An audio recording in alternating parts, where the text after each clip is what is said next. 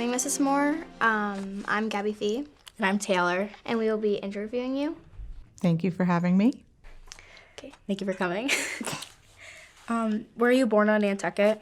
Yes, I was. I was born in 1971, which is the hospital that we just recently got rid of. What do you do for a living, and what's the best part? I currently am a bookkeeper out of my house, and I work part-time there and at House Fitters.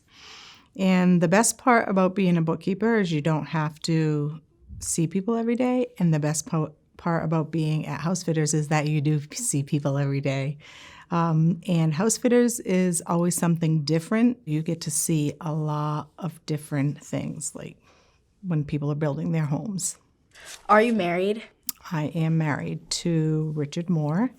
He is currently the operations manager for the town of Nantucket and has been here on Nantucket for 33 years. When he got here, he worked for Mrs. Lombardi's parents, and we have been married since 2006. Do you have any kids, and what are their names? We have 3 children. Drew, and she is 26. Kobe, and she is 21. And RJ, and he is 18. So Drew is a social worker. She's recently passed her licensure exam, so she is a licensed social worker. Kobe is at Clemson right now, and her field of study is political science, and she would like to be an attorney or a diplomat. And RJ is in the School of Business right now at the University of Mississippi, and he wants to be a real estate investor. What are your dreams for your children? That they have healthy, long lives and live as happy as they can. Where are your ancestors from? So my father is Irish and German, and my maiden name was Rab, which is a German name. And my grandmother's maiden name, who married my Papa Rab, was McMahon, which is from Ireland. And my mother's side of the family is from Cape Verde. My grandfather, he was from Cape Verde. He was from, I believe, the island of Forgo. The Cape Verde Islands are off the coast of Africa. So really, they're a descent of Africans. So I'm Cape Verdean. My grandmother was Cape Verdean, and my grandfather was Cape Verdean. He was directly from the Cape Verde Islands, came over on a fishing boat, and went to the Port of Providence. And then from the Port of Providence, he went to New Bedford. And then when he was on the fishing boat from New Bedford, he ended up in Nantucket. So that's where my ancestors are from. What did you do when you were our age? So 7th and 8th grade, I was just a normal student, not such a great student. I was a better athlete. So I always did well just so I could play sports, which shouldn't have been the way. But at that day and age, and my parents weren't very strict for academics. So I could get through with being an okay student by being a better athlete. And at that point, the Boys and Girls Club used to be just the boys' club. So at that age, I recall them having one night a week for the girls' night, and it was Monday nights.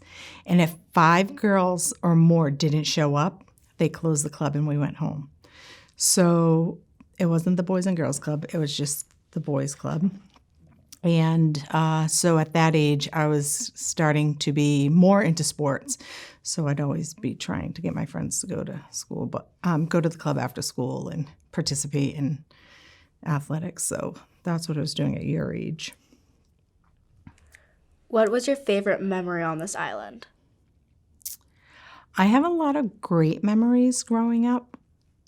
One of my fond memories was when the carnival was where Tresses is. I was talking to you girls about that. In that huge field where this gas station and EJ Harvey's and the Stop and Shop were, that was a great memory, is when the carnival was there. Who did you look up to when you were younger? Some of my teachers were great teachers that had, if I had listened to them, probably would have gone, could have been a brain surgeon. You never could tell. I had Mr. Leone, who was a great teacher who inspired a lot of Nantucket kids, I believe. He was an art teacher. I wasn't always the best art student, but I loved who he was and how he lifted up all his students, whether you were the greatest art student or not so great of an art student. So he was someone to look up to when I was in school. What would you change about Nantucket, if you could? Today or when I was younger? Today. I don't know that I would change anything. Maybe the amount of cars that we have in the summer. Nantucket has blossomed, I would say, from when I was a kid. When we were younger, there weren't a lot of things that you guys have now, like including the diversity. And I think that makes our community a lot more open, so that when you go off island to school or people leave, that you have a lot more things than when I was younger. So I think Nantucket as a community right now is more open and in becoming more like off island. I don't know that I would change anything about it besides maybe the traffic. What words do you live by, or like a motto? Can we come back to that one? Mm-hmm. I'll think about that. What do you do for fun or in your free time? In my free time, I try to read more. Every year I say I want to read more, but there's not so much free time all the time. But now that all of my kids are away, I have a little more free time. I coached the basketball team at the Boys and Girls Club last year, which was fun. I like to give back to my community. I volunteer a lot, Swim Across America, palliative care. So I like to volunteer. What's the best thing on this island? The people, including you. Thank you. What are your hobbies? Yeah. I like to go to yoga. I like to do a lot of self-care. I try to read more. Recently, I've just downloaded a knitting pattern for new knitters, even though I was a knitter when I was a kid. So I'm going to try to do that. Did you get in trouble when you were younger? Absolutely. I was probably not the person that you wanted to grow up to be like. I'm actually proud of the person who I've grown up to be, even though growing up was probably after my 30s. So after I had children, I knew that I had to be a better person. And when I was young, I was bullied, so I turned into the bully. And normally that happens, but with help from our community and teachers, when you can now ask for that, like back then it wasn't like you were tattling, you weren't getting help for yourself. So self-help now as an adult and after I had children, you realize like what you did. So I was in trouble a lot. Not with the police, knock on wood, but like in school. And I had a flippy mouth, so I always had to have the last word, which didn't pay off. Why did you stay on Nantucket? So I left for a while. I went to school, didn't finish a degree off island, lived in California for a little bit, and then moved to Rhode Island. I came back because I had a child early and I needed help from family. And so then once I got here and she got into school and I got a job, that was like a good job as a young mother to have. I was a bank teller, and so it was a good job to have. And I had a lot of support from my family to help raise her. And then I learned that she had a learning disability. And so when she was young, she had the same teachers that I had in elementary school. So those teachers looked fondly upon me, so they looked out for me and took care of me while I was taking care of her. So it was easy to stay because I had a lot of community help along with family help. Do you feel like Nantucket was a safe place as a child? Yes, I feel like it was much safer then than it is now. When I was young, there was no diversity in Nantucket. There were no Jamaican people. There were no Hispanic people. There was no diversity. If you had any bit of pigment in your skin, you were my cousin because my grandmother was one of 13. So I didn't know a lot about diversity. It was very safe. And not to say that other people aren't safe, it's just that everyone knew everyone. So when I got in trouble with my flip mouth, someone would say, just get in the car, and they'd take me home and knock on the door and say, this was what just happened with Vanessa. So you knew everybody. I think I graduated in 1989. I think our class had 58 people in it, and I knew where every one of my classmates lived. So can you say that today? You know where every one of your classmates lives? Yeah. Yeah, and so all of my parents, all of my classmates' parents knew my parents and vice versa. So that's why it was pretty safe. Growing up, what was your favorite store down on Main Street? Sports soccer. Sports soccer was like an Olympia sport to you guys today. So Marsha Kodalak was a school teacher. She was a second grade school teacher for years. And then when she left the school system, she opened up a sports soccer. The sports soccer because there was no place to buy athletic wear, sneakers. And on the other side of the store was women's wear, like apparel. So you could buy what you needed at the sports soccer. It was a clothing/sports store. What was a memory that you cherished in Nantucket High School? I loved Junior Miss. I participated in Junior Miss before it was Distinguished Young Women. And that was one of my great memories of Nantucket or at school. I was second runner-up in my year, and we had a blast. Our class, the girls in that group were so good. We had a lot of fun, and till today, I keep in touch with most of the girls that were in Junior Miss. Well, what are my words to live by?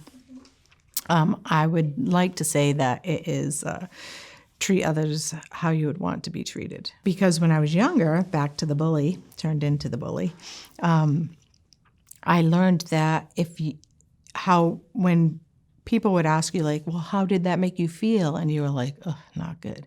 And then when there were positive things like, how did that make you feel? And you were like, good.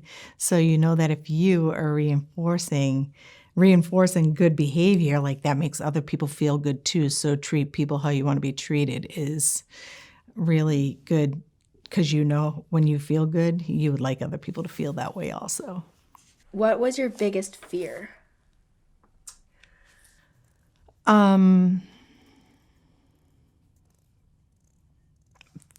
I guess fear of not being the best person I could be for a long time. And then you learn that if you want to do better, you need to be better to do better. So I always try to do better, still till today. I try to be proactive and not reactive. So sometimes fear sets in and you're just like reactive, you're not proactive. So I think I lived a lot of my life in fear, and sometimes it's kind of a dark cloud for me, like, ooh, you don't want to live in fear. What was your favorite book to read?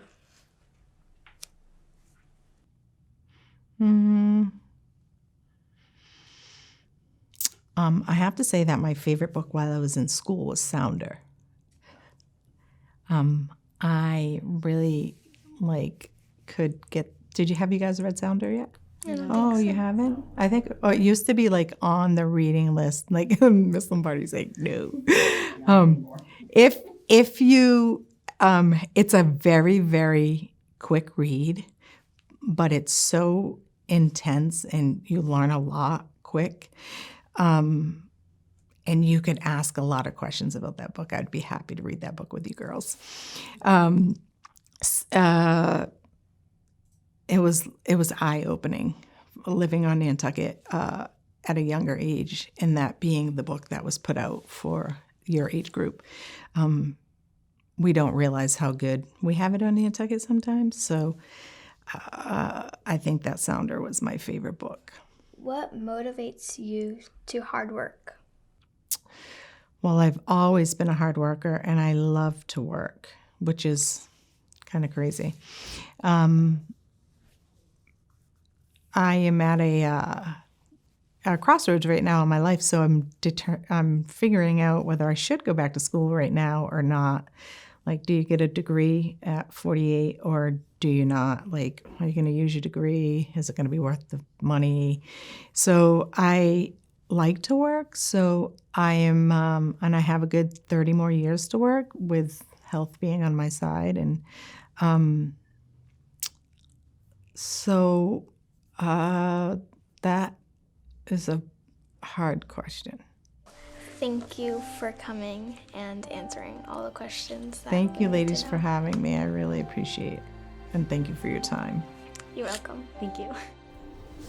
When we interviewed Vanessa, I learned that she grew up on the island and that her children grew up on the island. And well, I'm growing up here, so. I learned that she did a lot of volunteer work, and I can relate to that because I've done Swim Across America, I think 4 times because I'm a swimmer, so yeah.